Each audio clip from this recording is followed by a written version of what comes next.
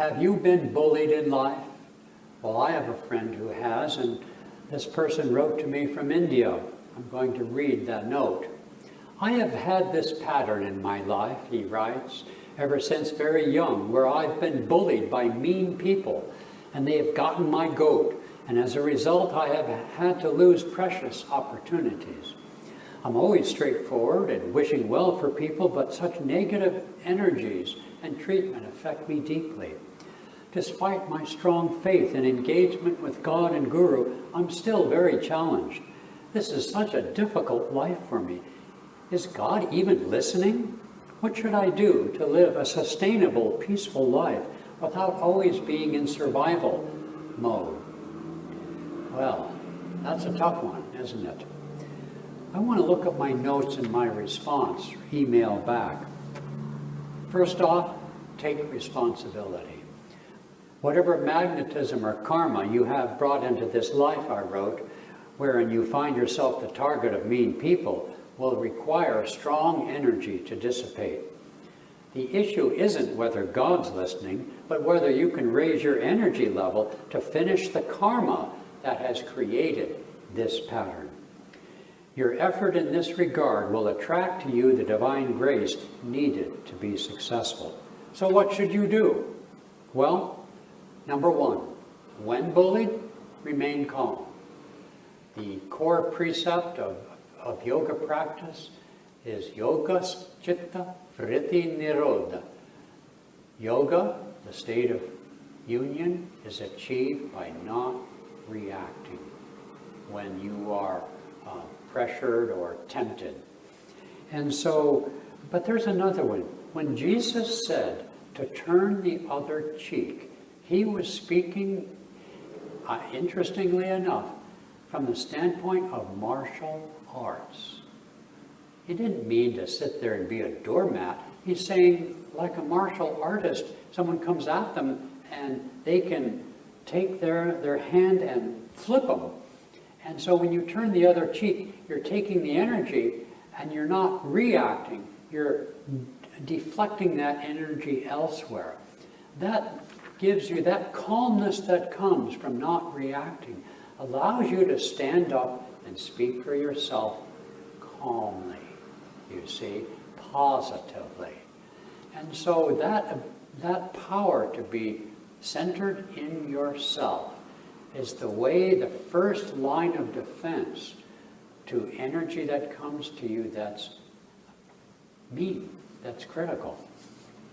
Now, different things you can say. I'm assuming this is verbal abuse, verbal bullying, not physical bullying. You may be right. I'll have to think about this. I don't understand the facts that you base your criticism on, but I'll consider what you have said. I hear what you're saying, but that's not how I see it. It's not why I did it. We may have to simply agree to disagree, and so on.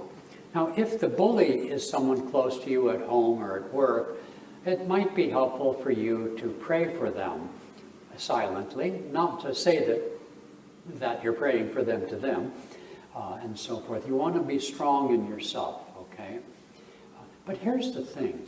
I have noticed that when you don't react to someone's bullying, their taunts and so on, you create space for them not to continue, because it's no fun to bully somebody if they don't overreact.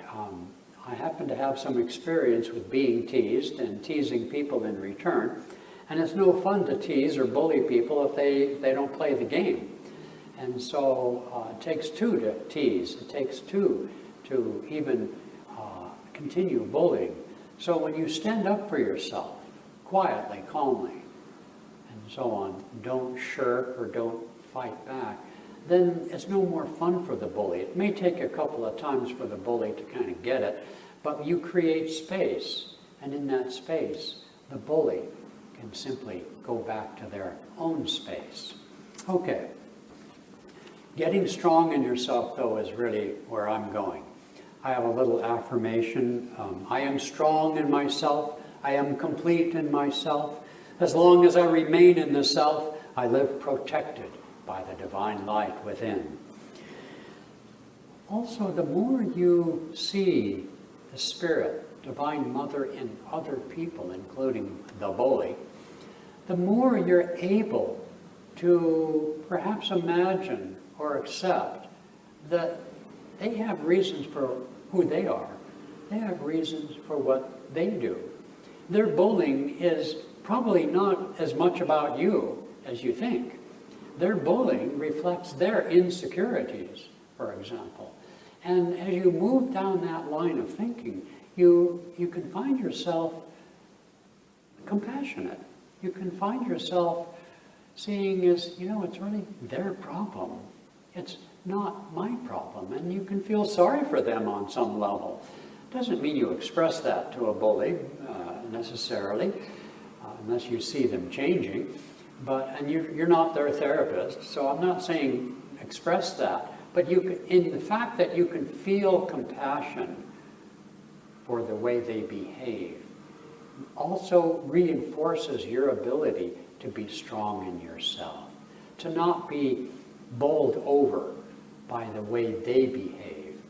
In fact, the only control you have over life in general is how you respond to it. That really is the beginning of the spiritual path. In the meantime, though, you should continue your meditation practices, obviously. Praying for the bully, yes, I've said that already.